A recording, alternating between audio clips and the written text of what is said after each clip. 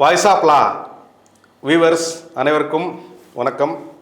மாண்புமிகு தமிழக முதல்வர் திரு மு.க. ஸ்டாலின் அவர்கள் தமிழ்நாட்டில் ஒரு 86,000 பேருக்கு பட்டா கொடுக்கணும்னு மீட்டிங்கில் பேசியிருக்காரு. அது அமைச்சரவை கூட்டத்தில் அது சம்பந்தமான முடிவுகள் எடுக்கப்பட்டிருக்குது. அது வருவாய் மற்றும் பேரிடர் துறை அமைச்சர் திரு மாண்புமிகு சாத்தூர் KK.SSR ராமச்சந்திரன் அவர்கள் அதை ப்ரெஸ் மீட்லலாம் சொல்லியிருக்காங்க. துணை முதல்வர் மாண்புமிகு உதயநிதி ஸ்டாலின் அவர்கள் அவரும் செனாய் நகரில் கலந்துக்கிட்ட ஒரு கூட்டத்தில் அவர் முன்னிலையில் வருவாய்த்துறை முதன்மை செயலாளர் திருமதி அமுதா IAS அவர்கள் அந்த கைட்லைன்லாம் சீக்கிரம் கொடுப்போம், அதுக்கப்புறம் எல்லாருக்கும் பட்டா கொடுப்போம், 86,000 பேருக்கு பட்டா கொடுக்க போகிறோம்னு சொல்லியிருக்காங்க. இப்போ அந்த வருவாய்த்துறை சார்பாக ஒரு சுற்றறிக்கை சர்க்குலர் விடப்பட்டிருக்குது. அதில் எந்த வகையான நிலங்களுக்கு பட்டா கொடுக்கணும் அதெல்லாம் சொல்லியிருக்காங்க. என்னென்னா, ஆட்சேபனையற்ற புறம்போக்கு நிலத்தில் வீடு கட்டி 10 ஆண்டுகளுக்கு மேலாக குடியிருப்பவர்களுக்கெல்லாம் பட்டா கொடுக்க போகிறோன்னு சொல்லியிருக்காங்க.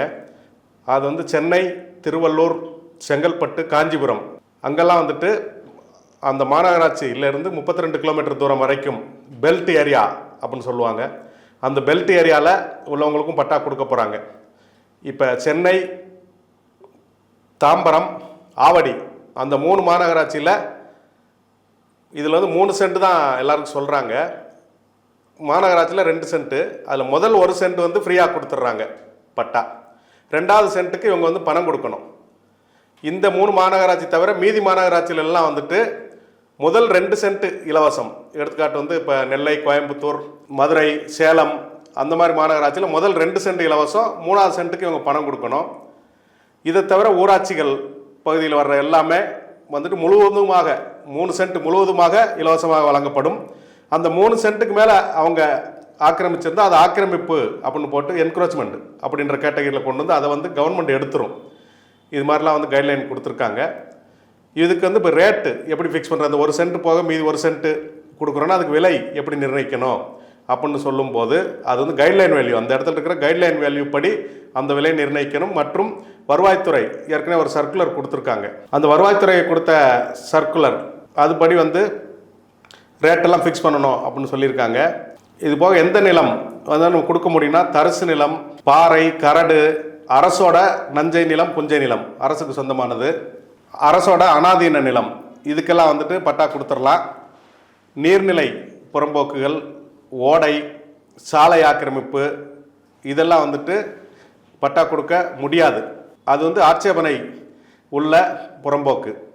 அது மாதிரி ஆட்சேபனை உள்ள புறம்போக்கு நிலங்களில் வசிக்கிறவங்களுக்கு பட்டா கொடுக்க முடியாது. இதுக்கு மாநில அளவில் குழுக்கள் அமைக்கப்பட்டிருக்குது, அரசு அதிகாரிகள் குழுக்கள். அப்புறம் மாவட்ட அளவிலும் அரசு அதிகாரிகள் குழுக்கள் நியமிக்கப்பட்டிருக்குது. இந்த செயல்பாடு இந்த ஆண்டு 2025 டிசம்பர் 31 வரைக்கும் இருக்கும். அதுக்குள்ளே இவங்களுக்கெல்லாம் பட்டா கொடுக்க போகிறாங்க.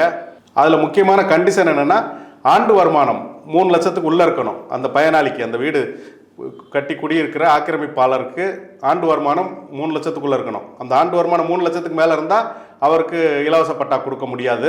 சில குறிப்பிட்ட சூழ்நிலைகளில் 5 ஆண்டுகள் குடியிருந்தாலும் அவங்களுக்கு வரன்முறைப்படுத்தி பட்டா கொடுக்க முடியும்னு சொல்கிறாங்க. ரெகுலரைசேஷன் பண்ணி 5 ஆண்டுகளுக்கு மேலே இருந்தாலும் அவங்களுக்கு கொடுக்கலாம் அப்படின்றது சொல்லியிருக்காங்க. அந்த வண்டிப்பாதை, பாதை, மயானம், களம், தோப்பு அப்படிலாம் இருந்தால் அது வரன்முறைப்படுத்தி பட்டா கொடுக்கணும். ரெகுலரைசேஷன் பண்ணி அவங்களுக்கு பட்டா கொடுக்கணும்.